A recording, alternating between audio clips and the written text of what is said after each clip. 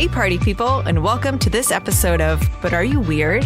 A podcast dedicated to spending time talking with some creative, captivating, and downright cool people, diving into their world and ultimately asking, but are you weird? I'm Amanda, your host and resident weirdo, and I'm so happy you're here to join us today.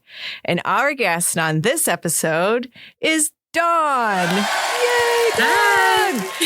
Dawn, I just realized I was going to say your last name. I started sweating even more than I already am. I don't know how to say your last name. It's all right. I get all sorts of versions. I say Ezold. So you'll hear that Ezold. Yeah. Ezold. I mean, people tend to add all sorts of letters in there, but yeah, I'll answer to anything. When I don't know how to say a name, I usually just don't say it. So I didn't. Yeah, I'm with you. Same. Okay. So Ezold, it's like an easel, but it's Ezold. Yes. Yeah. All right. So I feel like if I felt more comfortable saying your last name, you would be like, I would just always call you Dawn Ezold. It honestly is so funny. In real estate, I always say like, hi, I'm Realtor Dawn Ezold. And it's like, wow, I've like put those two like names directly together, like glued them together. And now people are like, oh, you're just Realtor Dawn. And I'm like, no, I've been saying Dawn Ezold for so long. Like I have to say all of it together. Yeah. That's what, in my head, I think of you as your first name, last name. But apparently when I say it out loud, I don't feel comfortable. Get the nerves. Yeah. I get really nervous. It's fair. It's all fair. Oh my gosh. All right. So Dawn Ezold, well, you kind of hinted that you're a realtor, but can you introduce yourself? And of course, like definitely what you do for work, but like who you are, what's meaningful to you, however you want to interpret the question. Yeah. So honestly, I'm a realtor, and that like bleeds through, like it sweats out all my pores. It is absolutely 100% kind of become who I am. But outside of that, like it wasn't like that was the only thing that I wanted to be when I grew up or something like that. So I am like a hometown girl. Like I love where I live. I live close to family. And I'm that person that's like, everyone's like, oh my God, you're always going, you're always doing, where are you going? And I think that's part of my identity too, is just being someone who, if I want to do something, I do it. I'm active. I like to go to sporting events and concerts and travel. And yeah, that's kind of the two parts of my identity, is just being like as present as possible with family, but also doing all the things. Oh my gosh, there's so much of what you've said that I already planned on wanting to talk about. So I'm so glad that was part of your intro. But I want to pick up on the one little thing you said about being a realtor. You said it wasn't something that you were like, oh my gosh, when I grow up, this is totally what I'm doing. What did you have in mind? And like, how did you find yourself getting into realty? Growing up, I said I wanted to be a teacher. And when I went to college, I was into business things. So I was like the president of Future Business Leaders of America. And I was in DECA doing DECA competitions and like all of these things that were business related when I was in high school. I got waitlisted to my top two schools. So obviously bummed. And then I went to UMass, realized I had no idea what I really actually want to be doing. My mom was like, you said you want to be a teacher when you grow up. So I switched back and I went to school to be a teacher. Thought that was, it was, you've put everything into it after you've student taught and done all the things. And then I got laid off and was like, oh my gosh, I just did so much work to get there. And now what? Right. So real estate at the time was a hobby. I had gotten my license when I worked at Lego. I worked at Lego for 9 years. And so I said, you know what, I think I'm going to do real estate. So when I got laid off of Lego and was no longer a teacher, I just decided I don't want to sell insurance or something crazy. I'm just going to sell houses and see if that sustains my income. So yeah, here I am. I feel like I've seen a handful of people that like dabble in real estate. And for me, my brain, I just can't wrap my head around that, because I feel like when you're like, real estate is so much work. Like I feel like you're always on, which sounds like you kind of like that because you are always on the go anyway. But like, I'm just thinking like, how the heck did you manage working full time and also doing real estate on the side? Yeah, it was hard. And honestly, it's a challenge for me now when people come to me and they want to learn real estate. They want me to mentor them. And for me, I was the part-time person at one point. So I want to support them. But I also don't think that everyone is built in the way of being able to like multitask that so hard and so efficiently. And it's a really hard job to do when you're not full-time. You can do it for your friends and family. You can do it for yourself, but to work with clients who have complex schedules and obviously like bankers and, attorneys, they work business hours. So you can't be mixing and mingling your businesses. So yeah, it's not the greatest job to do part-time. And I remember when I was part-time and agents that were full-time would say, oh, she's part-time, blah, blah, blah. And I said, yeah, but I'm focused fully on only one client. And I had all these reasons that I thought, I spun the story. Now as a full-time agent with, multiple deals going, it is hard sometimes to have a deal going with someone who is part-time because we're waiting for like fast communication, and sometimes that delay can cause a problem. So it's funny, now I try to still be mindful of someone that is part-time or has a, daytime job. And I mean, honestly, that even goes to say like the folks who have kiddos, like at night, like I try to be respectful of like, hey, I know it's bedtime, answer when you can, because you're on all day, all night. You don't really stop. I mean, I literally wrote an offer, like floating down the river in Maine, like was it Saco, Maine? We're like floating down the river and I'm like typing out an offer on my phone and being like, what is this life? I've literally written offers, when I was on crazy trips, when I went on a river, a lake, ocean, like it becomes like what you do all day. So yeah, I think I've seen like Facebook stories where you're like, oh, writing an offer, or like, oh, I'm on the plane, offer accepted. Oh yeah. And it's like, I swear it's like a rule for me that if I book a vacation, business automatically picks up. So if I feel a lull, I'll be like, I'm just booking a trip because I know I'll get busy. I know it'll happen. It's just a rule. It's really interesting to think about wanting to be a teacher and then real estate. What do you think like transfers over in terms of like, because yes, they're two different things. I'm sure there's definitely things that overlap, but like, what about you that matches wanting to be a teacher also matches with the real estate world? Do you understand the question I'm asking? Yeah, no, Okay. for sure. There are a ton of overlaps. And I'll be honest with you, some of it is I have always been a process person. So when I worked at Lego, I was very process oriented. I was always improving the process that we have. How can we make it more efficient? I was so focused on all of that. And I think in teaching, I was very similar to that. It was, how do I get my students to have routine in their day? Maybe it's a bit different when we're shopping for homes, but I will actually teach my clients, here's how you will request showings from me, or here's how we evaluate or look at details on a home. So we're going to look at the disclosures. We're going to see what's in there. It's a teaching. Mm-hmm. People buy homes, especially the first-time home buyers, have no idea what to be looking for. They're seeing, okay, this is a pretty house, right? I love this kitchen. They're not looking necessarily to say, how old is the heating system? How old is the roof? What are the other things? What are the other homes in the area that have sold? Those are things, it's actually quite scientific when you actually dig into real estate in that way. Mm-hmm. So it's a lot of teaching people, even people that have bought and sold before can learn so much about the process. Real estate changes constantly. It is a teaching job, just in a totally different aspect of these people are actually making one of their biggest investments. And you have to teach them the right things to analyze as they do that. Oh, definitely. Yeah. I'm just thinking about when we bought our first house and like how overwhelming. I literally didn't even know like how many houses should we be looking at any given time. And like, what's the standard amount of houses that people like, I had nothing except for HGTV to go off of, which is unrealistic to begin with. It is unrealistic. It's so unrealistic. A friend of mine actually, shout out to Mike. He was actually on one of those shows, and the way he described everything he had to do, he was rehearsing everything. They walked through it 3 times. The people already were under contract when they went to see the house. Like the things were crazy that I found out about those shows after. So, I tell people all the time, the first house you go see might be the one you end up loving the most. So I'm like, don't ignore it. Don't think like I can't bid on the first one.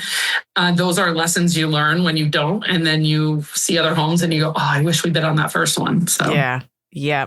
I'm thinking too, you said process, and man, do I love a process. I love structure. I love routine. And it seems like the realty world, there's definitely a process. Like there's literally like a series of steps you have to go through. And even though that is predictable, there's still a little bit of unpredictability because you never 100%. know what's going to happen in those 100%. Steps.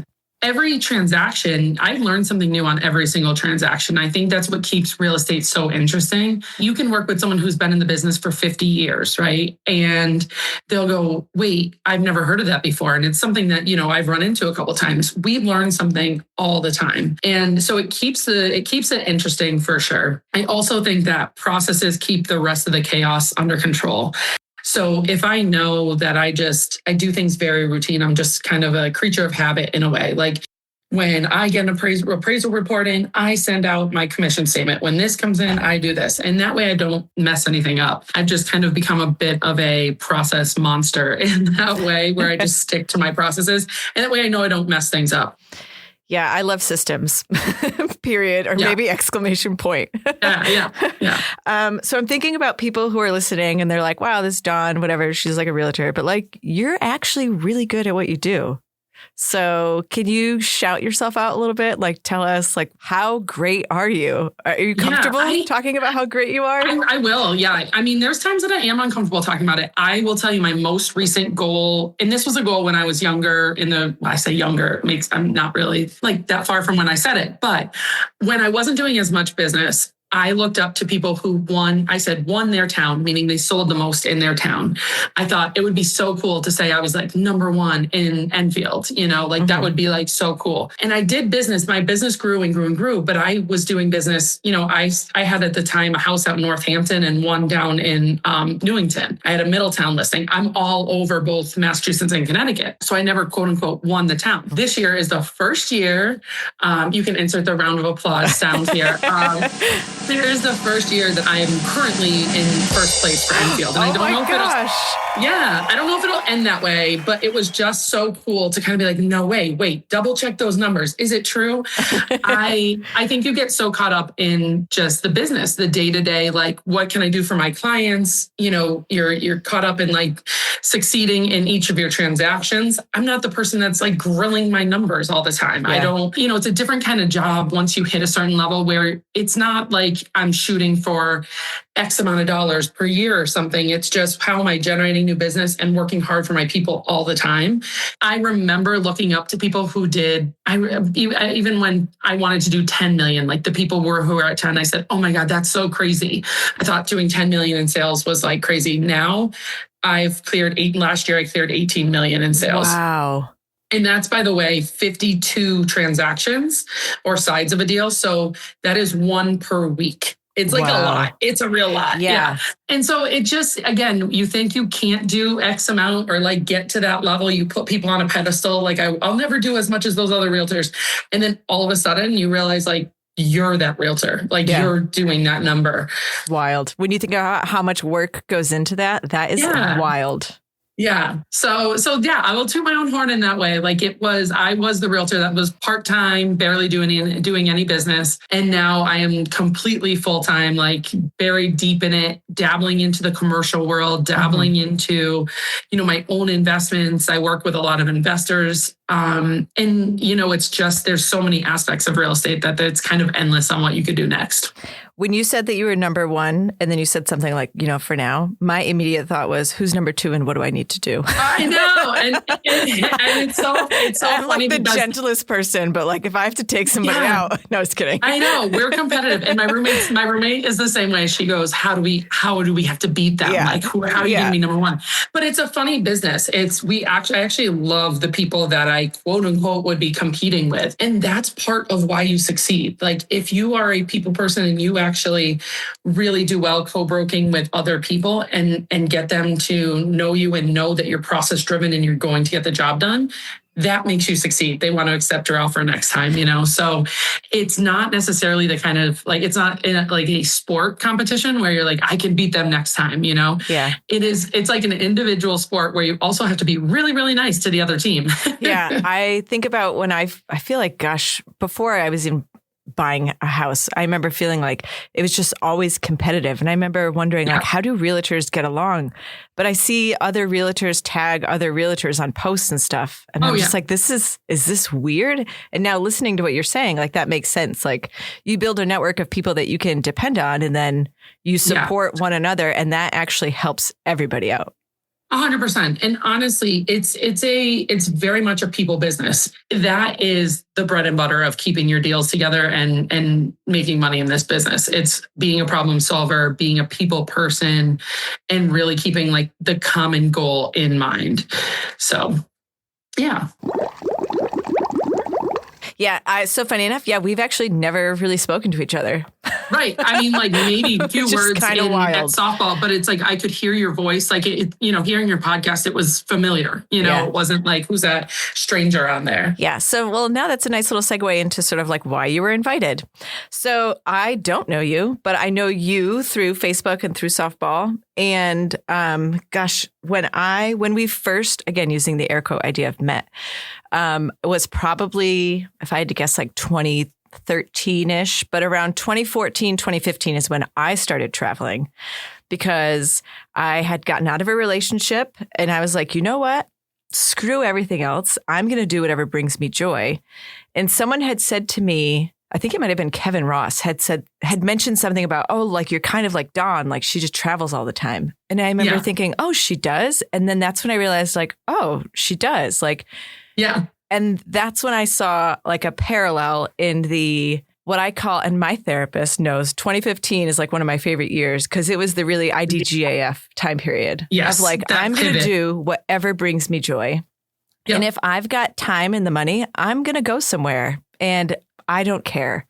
Yeah. And I see so much of that in you, but like still like, oh yeah. So like for me, it was short term. I mean, I still do it, but like you are living your life. Yeah. And honestly, I hear people, my mom is the one that I get the most emotional about when she says it, because I think she's like, you're doing all the things that I thought I would do, when it's like, it's something about, and I get a lot from women who are like, man, when your life goes a certain way and now you're not traveling as much and there are things that I look at women with children and families that I think I'll miss out on that. You know what I mean? Like I've chosen to kind of be independent and travel and do all these things. And I love being a new place. I will literally go on a bad date and be like, I think I'm going to go somewhere tomorrow. Where can I get a cheap flight? Like that freedom to me has become just part of me, like just being able to say, hey, I'm going somewhere. And this job, has fed into that addiction because I'm much more able to do that. I can have people cover me and I can be working from all over the world. So right. I want to pause that for a second and just say, like, yes, the job, but like it's you who has done the job so well that has allowed this to happen. So like, yes, you have invested so much in yourself that now provides you all of these opportunities to really celebrate being Dawn. Yeah, I will absolutely take that pause and take that in, because I think sometimes, I look at it and people are like, you're crazy, because I'll just pick up and go, and I solo travel, and that blows people's minds. What do you mean you're going to a foreign country by yourself? Like, oh my gosh, what, aren't you lonely? And I'm like, the exact opposite. Yeah. I have the exact opposite feeling when I solo travel. I love sitting and talking to strangers. Like it stretches your comfort zones. It pushes what you've learned. If you look at some of the blog posts, you'll see there are even some, and these are old. You're pushing me to want to blog again. But I've met people, I met a woman at like a happy hour. We're eating chicken wings on, because the cheapest thing I could find to eat on, I don't even remember what island I was on, Oahu, I think. And I had extra food in my van. Like I road tripped all week and I had extra food, and I texted her, hey, is there anywhere, like, do you want me to drop this off to you? I have extra waters and this and that. And she's like, actually, there's a homeless family that lives under the lighthouse. And she told me all about them. I went and met this family, dropped the stuff off to them. And I was just mind blown that here I am on a vacation, solo traveling, spending all this money that I wanted to spend on anything I wanted when I was on a vacation. And the most beautiful place I'd probably ever been at the time. And then I'm meeting a homeless family living, in a beautiful place. They're overlooking like a cliff, overlooking the water. It's beautiful. But like, those are the moments when you realize that travel is so much more than just being on a resort and having a, Miami Vice in hand. Right. You travel, you learn, you meet people. I still have Facebook friends, that I met for 2 days on a trip that I keep up with their doings. Never mind you who I see, at the softball field. You know what I mean? Yeah. So yeah. So it is. It's just like travel has become a way that I kind of connect with myself, take time, quiet time for myself, but also stretch comfort zones, meet new people. I don't know. I just think there's something about being a new place that's so comforting to me. Yeah. I was going back to, you said like people thinking that, when you travel alone, isn't that lonely? And you saying no. And I feel like when you are fully present and like enjoying all of your experiences, like you're actually so connected, not maybe to an individual person, but like to a sense of community. Like you feel like you belong in that space. So yeah, you're not really lonely. Like you're adventuring, you're exploring, you're connecting with the world, with people, with whatever, with the culture. It's like you are actually very surrounded by people. Yeah. It forces you to become part of a community. I think when you travel with a group, it's so easy that we walk in together, we sit and eat together, we look at each other and talk to each other about the same things we would talk about if we were at home. When you go out and you sit at a bar and you talk with a bartender and you say, hey, where do you like to eat? Where do you like to go? I mean, I was in Hawaii one time on a solo trip, and it was Thanksgiving, and I had made no plans on where I was going to eat dinner. Like everything was closed. I almost had McDonald's had like Spam, by the way, there. So I was almost like McDonald's and Domino's were my only options. And my Airbnb host messaged me and said, hey, do you have somewhere to go for Thanksgiving dinner? And I said, I have absolutely no plans and there's no food anywhere available like all day. Mm-hmm. And they were like, please come back, have dinner with us. Oh, wow. And I had dinner with this amazing family and like their whole neighborhood. They celebrated in their driveway, basically. So they like deep fried a turkey in the driveway. Obviously it's warmer there. So we were celebrating outside. We had this awesome like picnic, like neighborhood picnic, basically. I mean, that wouldn't happen on a normal trip. You just wouldn't dive into like actual people that lived there. You wouldn't interact that way. You'd go to a luau at the Hilton. That's what you would do on Thanksgiving, And instead I was able to actually interact with a family, which was so like a core memory for me. You know what I mean? Like that was one of my favorite trips. And when you were talking about traveling with a group, I'm a very visual person. So I imagined like, it's almost like when you travel with a group, like you're in a bubble.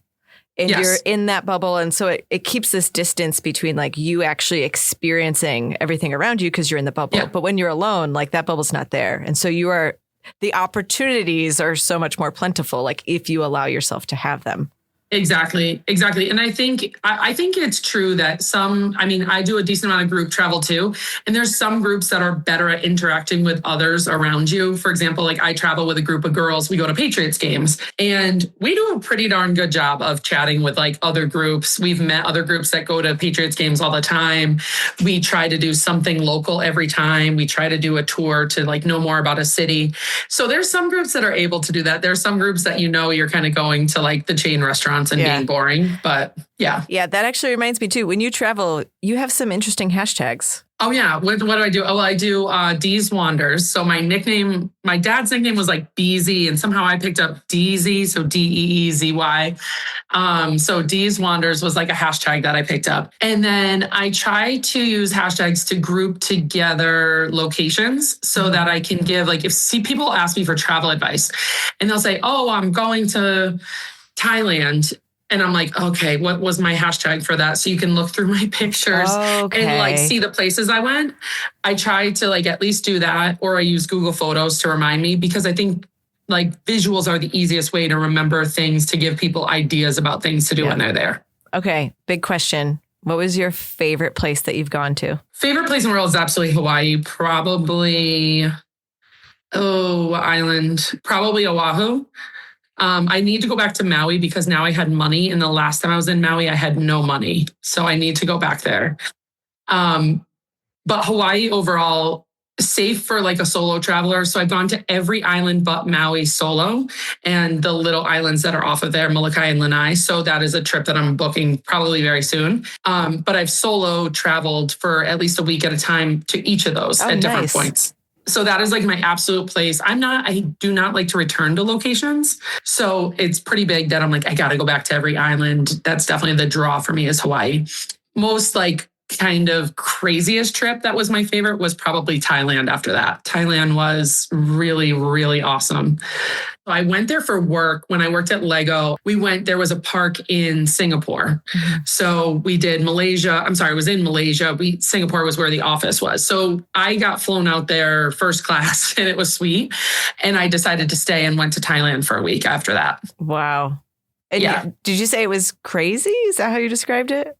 I don't know. It's a blend of crazy and just beautiful. So I just love like the island life. I love the beautiful, crazy colored waters. But then there's also like some wild nightlife there, like cuckoo, crazy nightlife there. Yeah.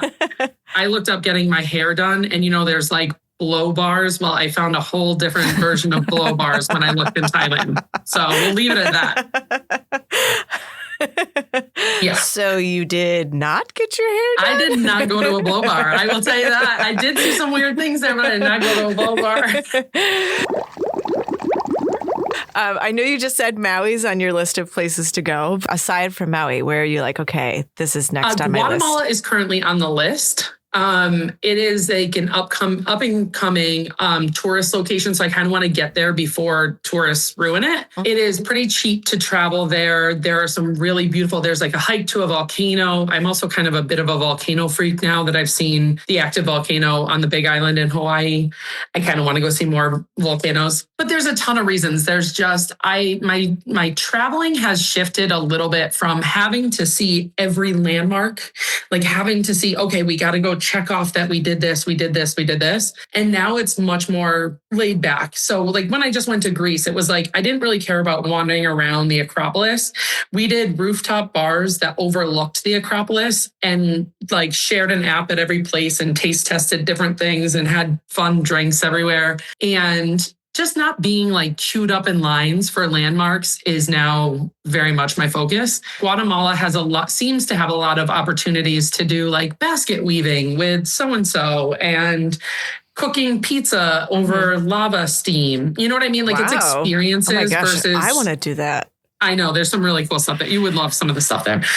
I really look forward to kind of more of those experiences. And honestly, I'm a budget traveler, so I always look for a cheap flight, great Airbnb. Now I'm like, okay, can we bring in like massage on our front deck at our Airbnb? You know, like we have a chef come in and cook for us. Can we, you learn lessons when you travel. You learn a lot of lessons about things you'll do again and things you won't do again. I won't ride an elephant in Thailand. I won't focus on the beaches in Bali. I could give you a no list that you would probably be like, huh, that sounds like what you do when you go there. And it's things that I now avoid as a traveler. When you were saying that, it actually reminded me of what you were talking about earlier with being a realtor and sort of like initially having these targets in mind of like, I'm going to do this and I'm going to hit this and this target. Yeah. And then as you're doing it, you realize those things are great and they're nice, like if they happen. But what's more important is that these transactions and these connections of what I'm doing is meaningful.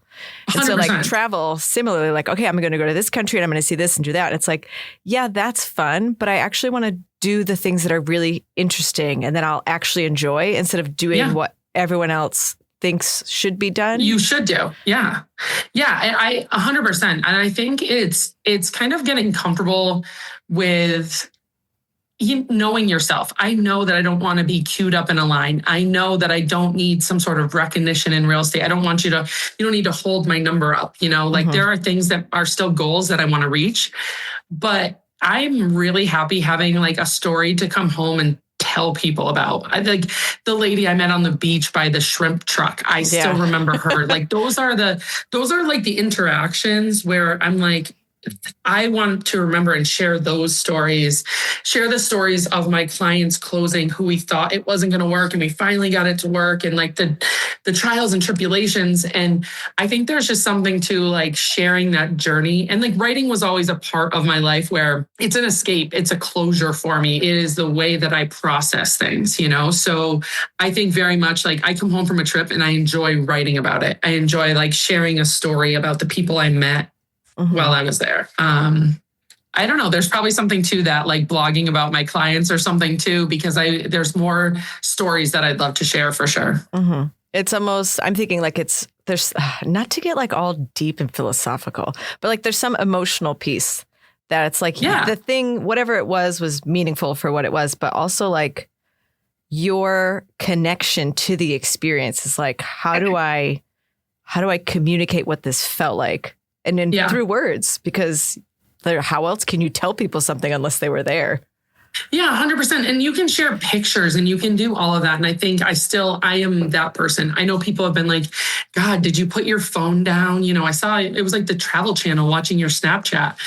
And I'm like, yeah, but I download those. I watch those over and over. When someone is going somewhere, I'm like, watch my Snapchat with me. I absolutely love, going through and looking back at the things that I did and the people that I met. Like that is everything. It's like, do I need to look at another picture of the landmark that everyone has seen? No. You know what I mean? You've seen it. One picture, or do I still get my picture in front of things? Yeah, I do. I am that person. I will shamelessly ask people to take my picture when I solo travel. But I think it's more for me, it's more about the people at the end of the day, like being able to tell people's story and helping people get from here to there. I don't know, sharing the joy and like getting people to adventure with you and show them things that you've seen is just, there's some sort of crazy like joy that I get in that. It's kind of neat because it's kind of weird, right? Like people think the typical thing to do is to go to all these destinations and take those pictures and do these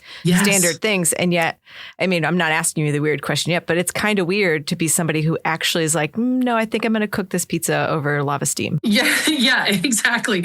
And again, I think it's when people don't travel a lot, they do the basics, right? You have to be cool with being uncomfortable. And I think that if you don't travel enough or with someone who's like that, you would never do it. I know I make my friends uncomfortable when I travel. Like I will be like, we're going to try this and it might suck, but we're in it, guys. We're going for it, Like you go through the, not necessarily mundane, but like you do your life thing that you're supposed to do. You work, you see your friends, whatever. And then it's like, okay, we're like pulling the Band-Aid here. We're going to do something real strange for a few days. Like we're going all in. Get ready for it.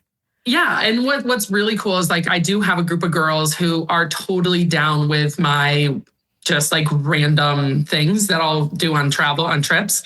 So ChatGPT is actually a little bit wonderful for this because it takes a little bit of the time out of me doing research. So we went to Savannah recently and I said like, okay, ChatGPT, I need you to make me a walking tour in Savannah. Focus on bars with signature cocktails, places with free samples, street art. Like I just started typing in everything that like our group loves. And we ended up with like it was a scavenger hunt. We actually made it into like a challenge. So we did like, you have to take a picture with blah, blah, blah, by this fountain, you have to do a pyramid. And we had like a little bit of a challenge and it was cool. It was really, really fun. And honestly, that to me is, again, we've put ourselves in different situations. We went to like these little locals. We try to get into like more local bars as opposed to like just where they say you have to get the oldest cocktail in Savannah or whatever, just trying to get, going into a speakeasy that's like not on any list. So we look for like hidden bars in every city we go to. So yeah, I find a lot of joy in like curating my friends' trips with that. And TikTok is the other thing. So ChatGPT and TikTok are like my most favorite things when I'm booking travel or when I'm planning travel because they get you to some weird things. They really do. I can only imagine the deep dives and the wildness that's on there, which is great because if you're looking for some non-traditional, I guess, or like authentic, it might be the other word, experiences like from the people directly versus the people who are trying to sell you, like come to this place that everyone else always goes to. Yeah. I mean, I was in line to take this cool picture in Venice and this girl goes, "Are you in GLT?" And I was like, "Is that Girls Love Travel?" And she's like, "Yeah." It's a Facebook group, right? And it's a pretty cool group where you can go and search it for when, to find someone who's been to a destination you're going to before or whatever. But we're just in line and she knew that I was a solo traveler because we were waiting in line and she asked me and it was so funny. We connected there. I like follow her business page now. She's really, really cool. And she was like, "Hey, here's this restaurant. blah, blah, blah. Do you want to go to dinner with us tonight? And here I am solo traveling. And all of a sudden I have like a dinner date, Wow. like it was really cool. So these are like additional communities and like places you can start to feel comfort when you're abroad or, whatever. I don't even care if you're in another state. Like you could be like, hey, and anyone in wherever in Kentucky, like there's probably a GLT girl around you. Yeah. So yeah, those are kind of like communities that I just like love being in when you need ideas to actually experience a place. I'm just thinking back to, I kind of want to call you the Queen of Enfield, but what's the actual title? Is it the top, you won your... Number one in sales in Enfield. Number one in sales in Enfield. Well, I'm just thinking by time this episode airs, I think it should be close to the end of the year. It'll be definitive. And so I'll have to add a little something. It's stressful too, because it's not like when you're running a race and you can like look to your left and like see if you're winning. And honestly, even if I'm number 2, I'm still going to be real happy about it. Or number 3, I forgot that this was even a goal. And then one of my coworkers was like, no, you're probably number 1. I'm like, no, not me, like whatever. And then I was like, holy crap, I am, I said, even just for a moment, what a feeling. What a feeling. Yeah, it's just cool. It's just cool. Again, it's a goal that I like always had. I don't have like crazy number goals at this point. Yeah, there's things I'd like to meet, but that was a goal that I didn't see coming as happening, which is really cool. It sort of just reminds me of like when you make good decisions along the way, when you like are true to yourself, when you do what's meaningful, when you look out for the people around you, like those things fall into place. Not that you should be passive in all of that, but the idea of like, yeah, great things happen when you make really good choices that reflect what's true to you instead of like, having to bury your competition in order to meet some numbers. Exactly. So it's time for the big question. It's not really that big of a question though, but I got to ask, are you weird? Well, now I'm the weirdest, actually, I think. So that's a hard yes. Actually, I'm here, and so no, I'm the weirdest. Okay, I'll take. Okay. I took number 1 for Enfield. I'll take number 2 for weird for today. We talked a little bit about traveling and weird, but like for you, like what is weird? What do you think you do that's weird? What do other people say? Oh my God, that Dawn, man, she's so weird. Yeah, I think honestly, I've chosen a lifestyle where I actually do what I want when I want in a lot of areas of my life. And that is weird because it's not common. Yeah. It is really not common to make choices for honestly for yourself, but also, choosing joy or choosing yourself can also mean choosing to show up for your people. I think that being able to make decisions based on what you actually want is unfortunately rare. And I feel like that's what I focus on all the time. What do I want to do? Or how can I help my people? How can I show up and be present for my family, my friends? That is unfortunately rare. And I think that has built a weird life for me. Yeah. Well, an extra layer of weird in that is that you do look out for yourself and you are still kind to others. I think sometimes when people are making decisions for themselves, for the benefit of themselves, they're actually sacrificing other people in the process. Right. And so it is so weird and wonderful that you can hold both of those things without hurting the other. You're not sacrificing yourself for other people. You're not sacrificing others for yourself. And I think, and that is the balance, right? That is things I talk to my therapist about is not giving up focus on myself when I'm so focused on others, whether it be business or family or whatever. How do you show up for yourself is constantly still a battle for me. Balancing your time is so hard for all of us, I think, that it's like, you want to be there for everyone. And how do you do that when you're also wanting to be there for yourself and not feeling selfish, Yeah, holding that balance and being authentic to yourself and to others is hard and is weird and wonderful, I say. Weird.